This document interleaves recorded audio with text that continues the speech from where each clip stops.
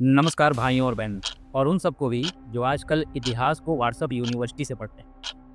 तो बात ऐसी है कि जब दूसरा विश्व युद्ध खत्म हुआ तब ब्रिटिशर्स यानी हमारे प्यारे गोरों के पूर्वज एकदम हक्का बक्का रह गए। मतलब उन्होंने सोचा था कि बस जर्मनी को ठोक देंगे, जापान को भून देंगे और फिर वापस चाय पीते हुए लंदन चले जाएंगे। लेकिन दुनिया को तो करवट लेनी थी और ऐसी ली दुनिया ने करवट कि अंग्रेज खुद भागने को मजबूर हो गए। अब देखिए अंग्रेज़ों की आदत रही है जब भी कहीं से कहीं पे जाएँ, एक बम तो छोड़ देते हैं। नहीं, नहीं मैं असली बम की बात नहीं कर रहा हूँ। सामाजिक बम, राजनीतिक बम और धार्मिक बम।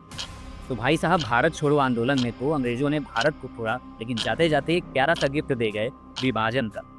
वो भी ऐसा कि आज तक हम और पाकिस्तान सिर्फ क्रिकेट में ही नहीं, हर फील्ड में एक-दूसरे को आँखें दिखा रहे हैं कि कब कौन किसको नोच लेगा।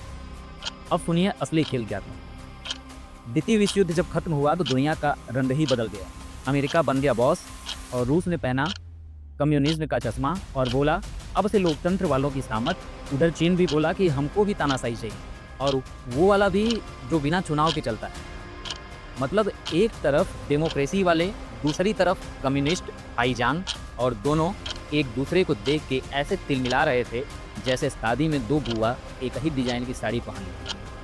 अब अमेरिका और यूरोप को डर लगने लगा कि ये कम्युनिज्म अगर ऐसे ही फैलता गया तो कहीं इंडिया भी कम्युनिस्ट न बन जाए, क्योंकि भाई भारत रूस के ज़रा ज़्यादा ही नज़दीक दिखने लगा था। तो अमेरिका बोला कि बिग ब्रेन टाइम और लाया अपना पहला प्यारा प्यारा प्यादा इजराइली, ताकि मिडिल ईस्ट के गेम को कंट्रोल में रखे, और दूसरा प्यादा पाकिस्तान, ताकि इंडिया की हर चाल को उल्टा कर सके। अब देखिए जनाब कि हम लोग यहाँ यूनिवर्सिटी के एग्ज़ाम पे झगड़ रहे हैं, पेपर लीक पे डिबेट कर रहे हैं, और उधर अमेरिका और इंग्लैंड पूरा गेम ऑफ थ्रोन्स खेल रहे हैं, और वो भी ग्लोब पे। अरब देश बोलते रहे कि फिलिस्तीन जिंदा रहे, लेकिन किया क्या, बस दुआ, हाथ उठाया, आंसू बहाए और फिर बोले भाई फिलिस्तीन के लिए बहुत दुखी हैं, पर ज़मीन पे स्कूल, हॉस्पिटल, यूनिवर्सिटी सब नदारद। और उधर इजराइल हथियार लिए तैयार है। अमेरिका बोले जा बेटा अरब वालों को दिखा दे फायर पावर क्या होता है। अब इधर भारत ने जब रूस से S-400 मिसाइल सिस्टम खरीदा, अमेरिका ने चौंकते हुए कहा कि मत लेना मत लेना, और भारत बोला भाई हम तो लेंगे, और अमेरिका बोला ठीक है पाकिस्तान को दे देंगे F-16। अरे वाह क्या बच्चा पार्टी चल रहा है यार। मतलब जैसे दो बच्चे झगड़ रहे हों, एक को खिलौना नहीं दिया तो दूसरे को आरसी कार पकड़ाई। और भारत भी समझदार निकला, अमेरिका से सीधे लड़ाकू विमान नहीं खरीदे। क्यों? क्योंकि पता है आज F-18 देंगे और कल पाकिस्तान को दे देंगे F-35, जो कि अल्ट्रा सुपर प्लस है। भारत ने क्या किया, गया फ्रांस और बोला बोलो राफेल मेरे साथी, और फ्रांस भी बोला बानजूद ले जाइए मरीर वर्जन। तो भारत ने अमेरिका को हाथ जोड़ के नमस्ते किया और कहा thank you but no thank you. अब बात करते हैं एशिया की।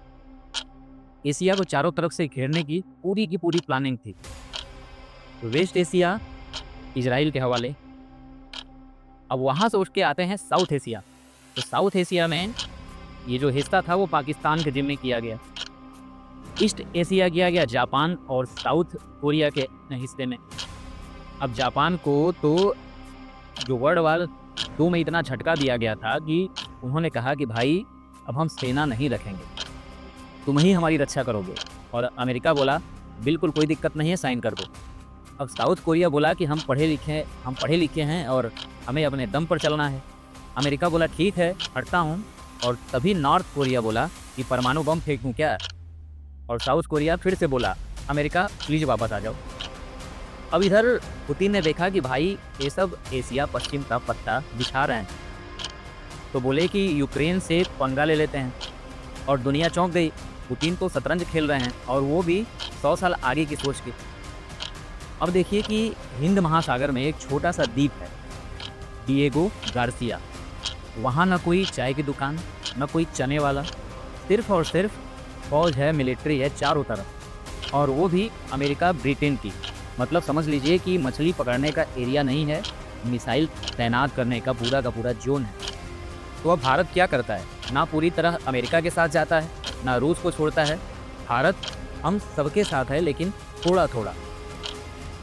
अरब देश बोले कि तुम इजराइल से रिश्ते क्यों रख रहे हो, भारत बोलता है कि भाई आपस में झगड़ा हो तो हम ही सुलह कराएंगे, इसलिए दोनों से बात करते हैं और पेट्रोल तो आप ही से खरीदते हैं।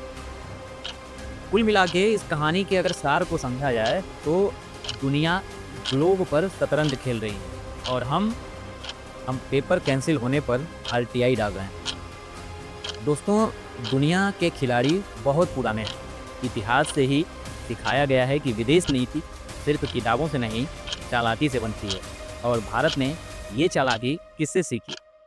जी हाँ, उन्हीं अंग्रेज़ों से जो चाय पीते हुए देश तो छोड़ गए पर राजनीति की किताबें हमें पढ़ा गए। तो आज की वीडियो में इतना ही। मिलते हैं अपने अगले वीडियो में एक और धमाकेदार वीडियो के साथ। तब तक चैनल को सब्सक्राइब करके वीडियो को शेयर कर दीजिएगा ताकि हमारा भी हौसला बढ़ता रहे। धन्यवाद।